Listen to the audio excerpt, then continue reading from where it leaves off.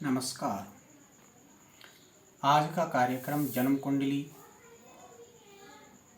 अध्ययन से संबंधित है। आज एक ऐसी जातिका की जन्म कुंडली मैं आपके समक्ष लेकर के आया हूं जो बड़ी बीमार है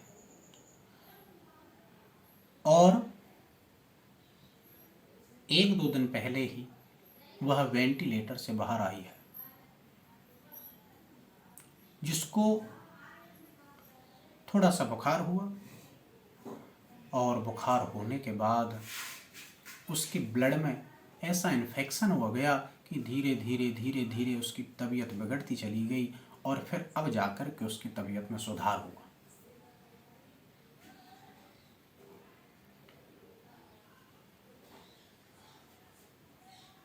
ये जातक हरियाणा के ही रहने वाले, मुझसे इन्होंने संपर्क किया और रोग से संबंधित जो कुछ प्रश्न इन्होंने मुझसे किए थे उन प्रश्नों को मैं इस कार्यक्रम में आपके सामने रखूंगा और फिर उनका जो मैंने उनको उत्तर दिया वह आपको बताऊंगा। आपको जो उचित लगे वह प्रतिक्रिया अपने आप दे सकते हैं, क्योंकि ज्योतिष सीखने का विषय है, ज्योतिष शोध का विषय है, ज्योतिष समझने का विषय है। ज्योतिष में सभी तरह से कभी भी कोई पारंगत नहीं हो सकता, सभी कुछ आ जाए यह संभव किसी के लिए भी नहीं है। मैं भी एक ज्योतिष का साधारण सा विद्यार्थी हूँ। मेरी समझ में जो आता है मैं इस चैनल के माध्यम से आप तक पहुंचा देता हूँ। आपको जो उचित लगे वह प्रतिक्रिया अवश्य दें, क्योंकि इससे मेरा मनोबल भी बढ़ता है। यह जन्म कुंडली जो मैंने आपके सम्मुख रखी है, इस जन्म कुंडली में जितनी भी प्रश्न हैं वो सभी रोग से संबंधित हैं। जन्म कुंडली वृश्चिक लग्न की है, लग्न में ही मंगल विराजमान है, एक अंश से कुछ ऊपर लग्न है और 3 अंश 48 कला के मंगल है। दूसरे भाव में केतु और अष्टम भाव में राहु विराजमान है और दसम भाव में चंद्रमा, सूर्य और शुक्र विराजमान है। 11वें भाव में बुध और शनि और 12वें भाव में स्वयं देवगुरु बृहस्पति विराजमान है। ज्येष्ठ मघा नक्षत्र का इनका जन्म है। इनकी जो दशा है वो षष्ठेश अष्टमेश की, अर्थात मंगल में बुध की और उसमें भी राहु की दशा चली हुई है, जिसके कारण इनको ऐसी परिस्थितियों का सामना करना पड़ा, क्योंकि षष्ठेश अष्टमेश की दशा निश्चित ही कोई अच्छा परिणाम नहीं देती, रोग देती है और अनेक प्रकार की समस्याओं को देती है। उसमें भी राहु की दशा जो कि अष्टमस्थ है और राहु पर शनि की दृष्टि भी है, मंगल पर भी शनि की तीसरी दृष्टि है। सूर्य से शुक्र और चंद्रमा दोनों अस्त हैं। चंद्रमा भाग्येश है और शुक्र सप्तमेश और द्वादशेश हैं। गुरु भी शत्रु राशि में विराजमान है।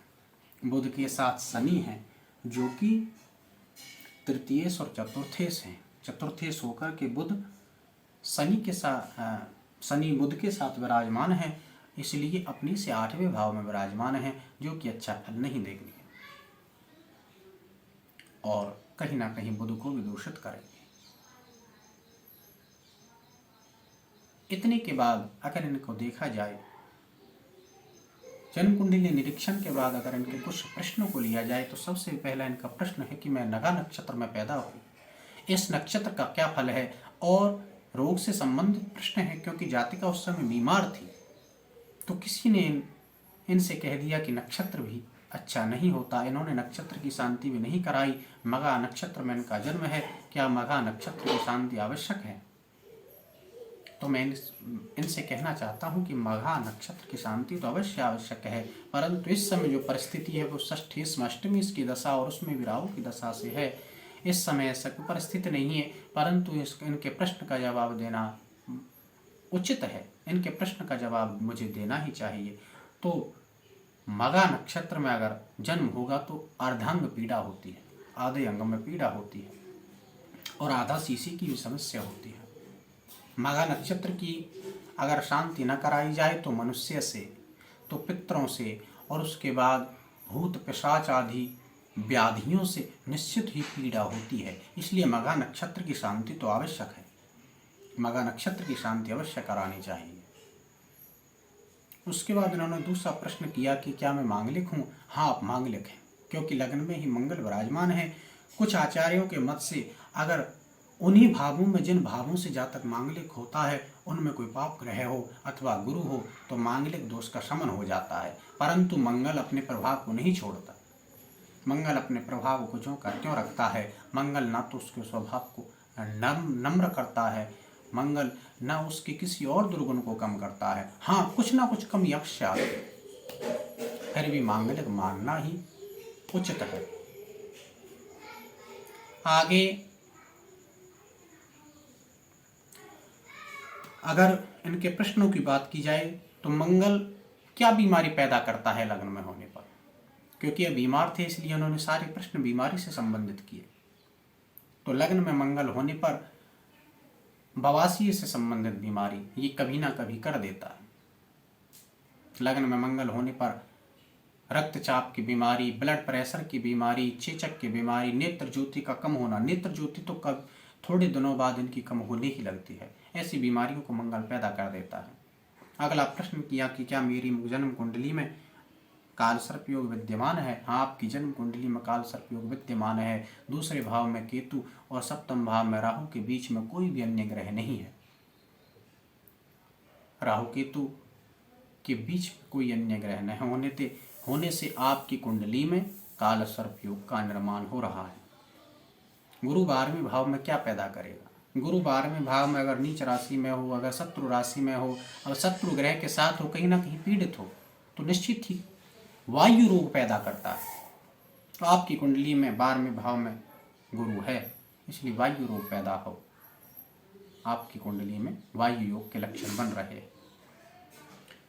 अष्टम भाव में राहु रोग से संबंधित क्या प्रभाव करेगा? अष्टम भाव में अगर राहु हो तो दीर्घकालीन रोग पैदा करता है। हैजा, चेचक, कोढ़ और रक्त संबंधित विकार, रक्त में जहरीला तत्व पैदा कर देना। इनको यही समस्या हुई थी। बुखार आने के बाद इनके रक्त में ऐसा इन्फेक्शन पैदा हो गया कि इनको वेंटिलेटर तक ले गया, क्योंकि षष्ठेश में अष्टमेश की दशा थी और अष्टमेश के अंतर में राहु की दशा थी। तो विष इनकी रक्त में बना दिया और उस विष के कारण, उस इन्फेक्शन के कारण इनको वेंटिलेटर तक जाना पड़ा। फिर भी भगवत कृपा से ये बाहर आ गई। आगे इनका प्रश्न कि सूर्य और शुक्र की युति का क्या परिणाम है? सूर्य और शुक्र की युति नेत्र ज्योति को कम कर देते हैं। अगर आपके रोग का ही विचार किया जाए तो अष्टम भाव पर शनि की भी दृष्टि है और लगन पर भी शनि की दृष्टि है। षष्ठेश और लग्नेश मंगल है, षष्ठेश भी मंगल है और लग्न में जाकर के बैठा है। तो मंगल में बुध की दशा हुई और बुध में भी थे राहु, इसलिए इनकी ऐसी स्थिति हुई। आपको और भी कोई अगर योग दृष्टिगोचर हो रहा, कोई योग अगर आपकी समझ में आ रहा हो, क्योंकि योग तो बहुत हैं, हर किसी की बुद्धि अलग तरीके से काम करती है। न जाने आपको कौन सा योग इस जन्म कुंडली में दिखाई पड़ जाए, आपकी दृष्टि न जाने किस तरीके से इस जन्म कुंडली का अध्ययन कर ले। अगर ऐसा कोई आपको दृष्टिगोचर हो रहा हो तो निश्चित ही आप अपनी प्रतिक्रिया अवश्य दें, क्योंकि ज्योतिष तो एक समुद्र है और ज्योतिष के जो तथ्य हैं वो समुद्र में पड़े हुए हीरे हैं, जवाहरात हैं। वे ऐसे पत्थर हैं जिनको निकालना बड़ा कठिन है। तो ज्योतिष रूपी समुद्र में बार बार डुबकी मार करके हम लोग उनको निकालने का प्रयत्न कर रहे हैं। तो आप भी उन पत्थरों को निकालने में सहयोगी बने।